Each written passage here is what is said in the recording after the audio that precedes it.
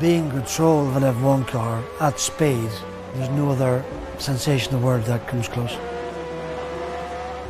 To be on track against your idols, to be following Senna, to be passing Mansell, to be challenging Alan Prost, you have to pinch yourself, because there I was, you know, as an F1 driver. Then, through no fault of my own, everything just went dark.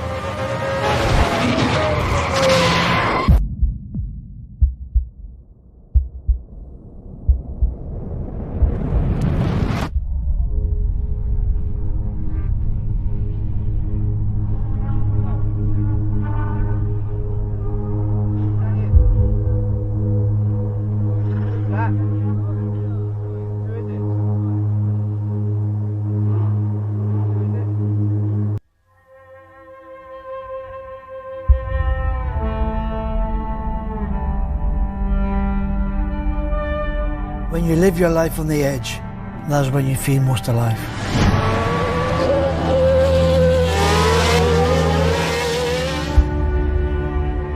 To experience the life of a Formula 1 driver, it was everything I ever wanted.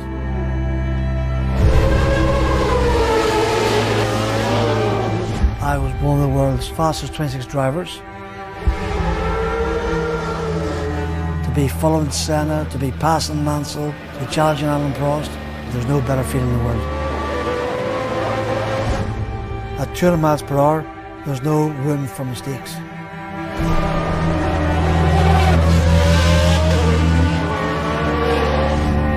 One split second can change your life forever.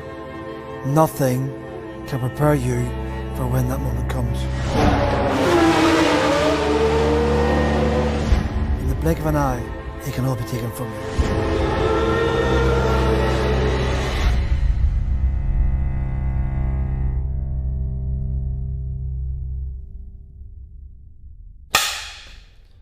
Okay, so where should we start?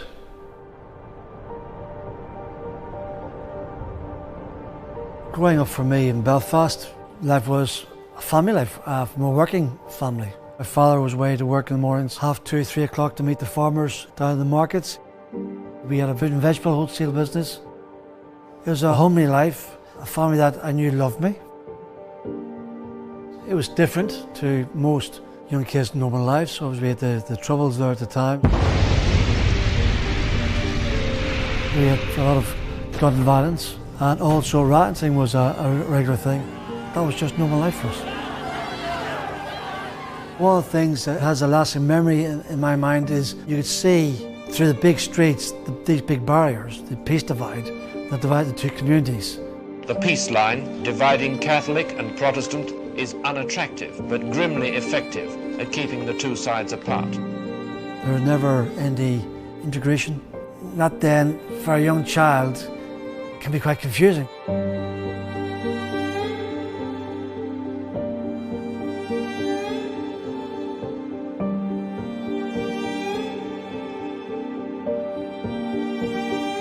It's hard to believe 40 years later it still exists and it's still here. I don't feel comfortable with it, looking at it, because it brings back so many bad memories for me.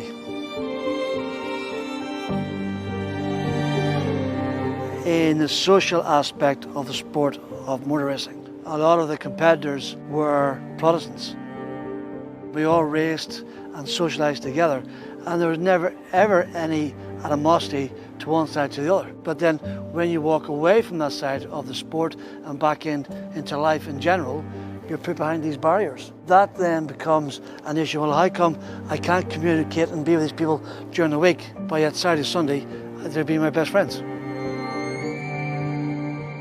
Motorsport, something I very much looked forward to at the weekends. In the early days, there were young IRA gangs being formed. And for me, to be away at the weekends and not getting sidelined or getting distracted with the gangs and the violence was a good thing for me. It kept me on an even keel.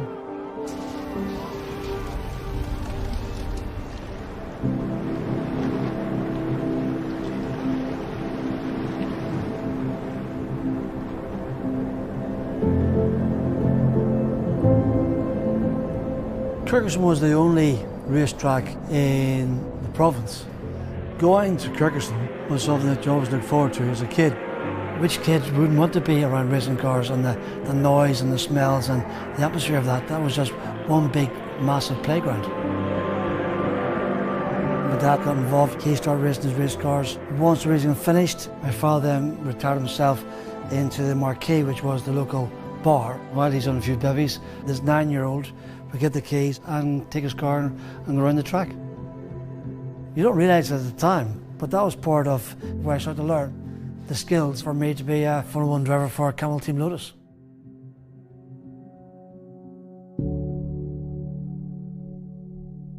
I knew that in the back of my mind, there's more to life than living in Belfast.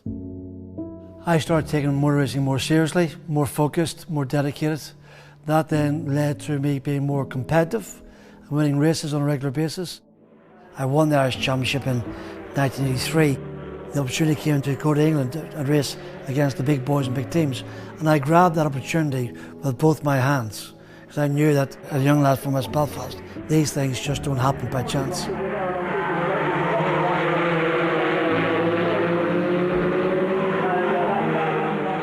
You race in Ireland, it's competitive in Ireland, but you go to England, you're in the international scene. All of a sudden, I had to mature very quickly. When I started winning races in British F3, it gives you a bit of a wake-up call. Maybe you're not as bad as what you originally think, because everybody doubts their own abilities.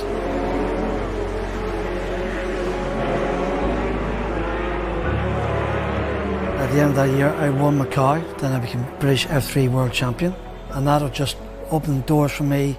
People were calling me from Formula 1, the media, the daily papers. With that staircase of success came the opportunity to have a meeting with the Lotus management at Ethel for F1.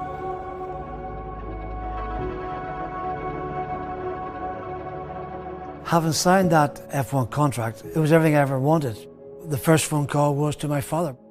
I remember him getting filled up on the phone. He got tearful. I would have liked to have been at his work the next day when he tells all his local suppliers his son was a Formula 1 driver for Camel Team Lotus.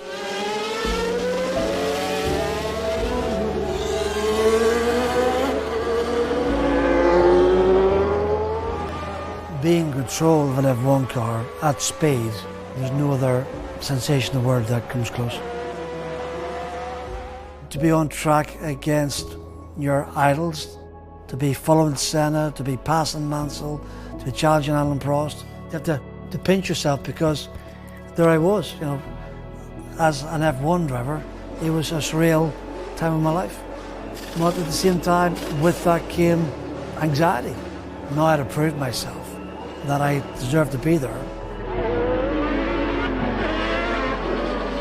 I think I achieved enough in the first 12 races to show the establishment in F1 that I was good as, if not better.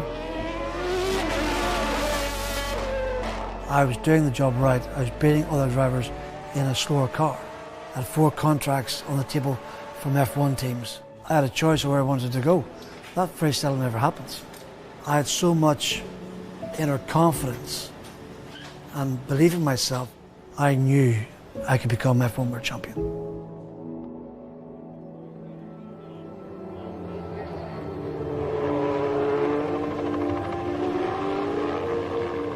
In the morning of qualifying at the Spanish Grand Prix in Jerez, I had a new contract for 5.6 million for 2 years. Life was good.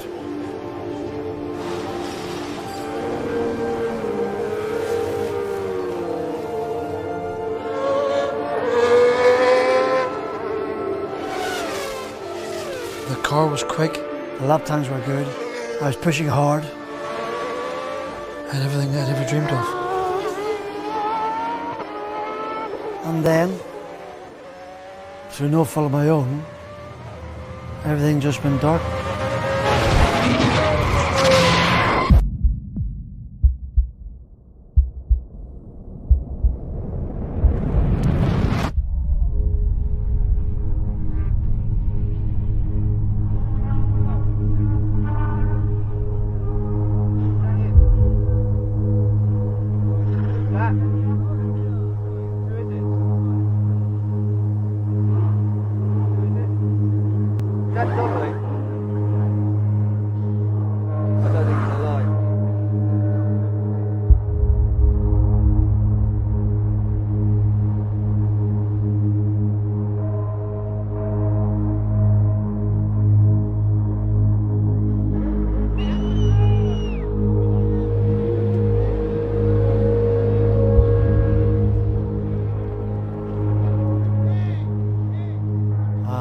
barrier at 176 miles per hour. The car exploded, broke in two. My body went through a 42G impact. I got thrown into the car by 50 meters.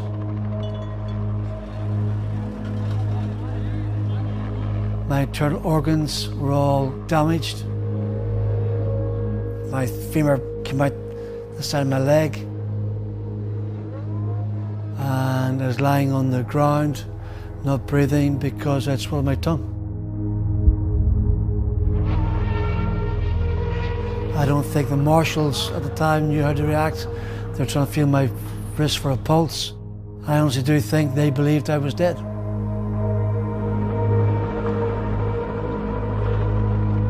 I was lying on the circuit, suffocating for 11.5 minutes. Sid Watkins, the medical delegate for the FIA, arrived on scene.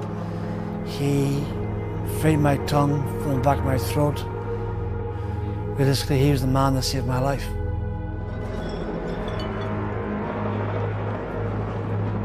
He then got me stabilised, got me breathing again, so I could be transferred by air ambulance to the Seville hospital in Spain.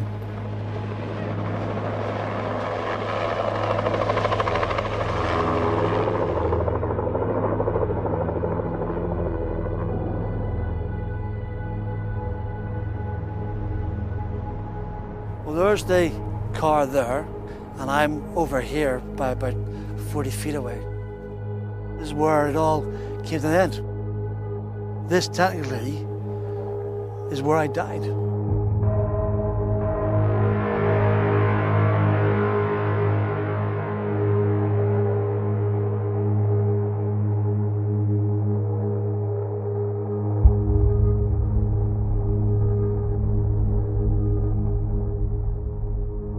Do I feel bitter about what happened here? Of course I do.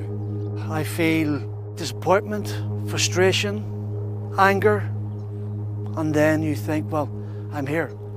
I'm here, I've survived it. One of the biggest accidents ever in Formula One. To be here to talk about it just feels totally surreal.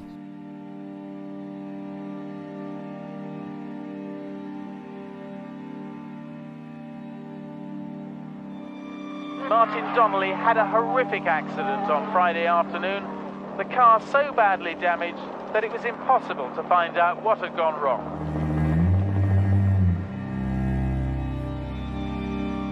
My entire memory of that day, to be honest, is fragmented.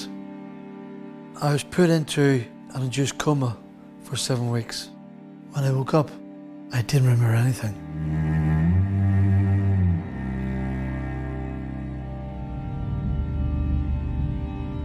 The recovery period was very tough, very painful. I had to learn how to walk again. I was determined to push myself hard and go through the pain barrier. And that's what it took to get back into a Formula One car again, because I believed that that was going to happen. It's taken me a long time to get to Formula One. I fought hard to get there. So I'm determined that a silly little accident isn't going to prevent me from doing it. When the surgeon came to my room and told me that I wouldn't get into an F1 car again, that was total meltdown. I just broke down uncontrollably, because after all the effort and the pain to get to that stage, never mind getting to F1, to say to me, that's it, it's gone. I mentally couldn't cope with that.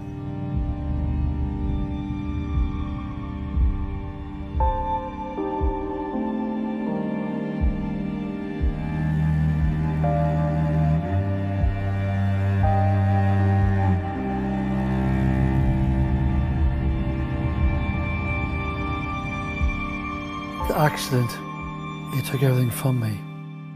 I lost everything. It took my income, my mental health and well-being, my mobility to ever walk right again. It took my dream of becoming an F1 world champion. But despite all of this, it never broke my spirit. Life can change unexpectedly in an instant. I am grateful every day for what I have and the people around me. What the accident has taught me is you've got to try and savor every moment as if it's your last. There's nobody better than myself who fully appreciates being alive.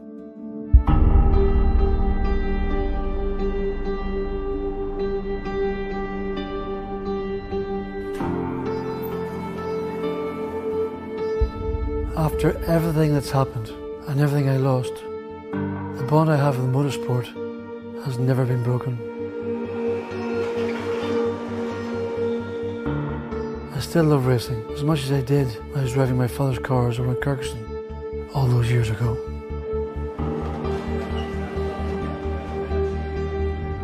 I will never forget the anxiety and the adrenaline you get before the start of a race.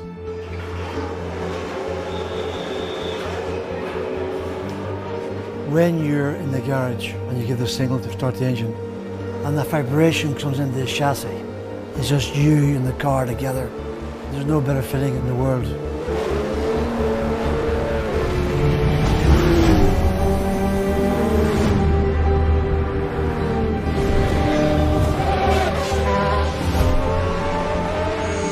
It's the acceleration, it's the buzz of everything coming past you. The braking of the car almost pulls your head off your shoulders. The G-force in the corner, the car wants to break away but you're controlling it. It's almost like an out-of-body experience. It's the purest feeling that you can have in this life.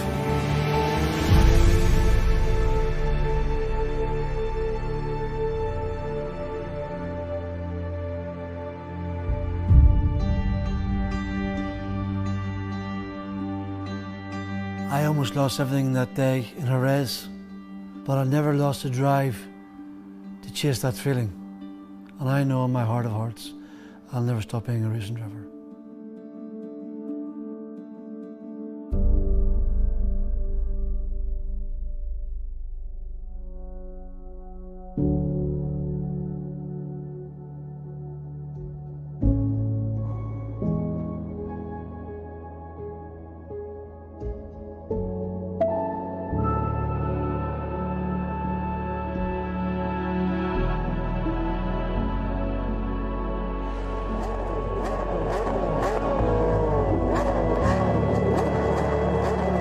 Start line at the Goodwood Festival of Speed. Martin Donnelly prepares to launch in the Lotus. How must he be feeling as he gets to grip once again with this Lotus F1 car? He had that huge accident over 20 years ago. He has survived it. He has kept his love of motorsport, and here he is once again in the Lotus going up at Goodwood. And how wonderful it is to see him in this car again.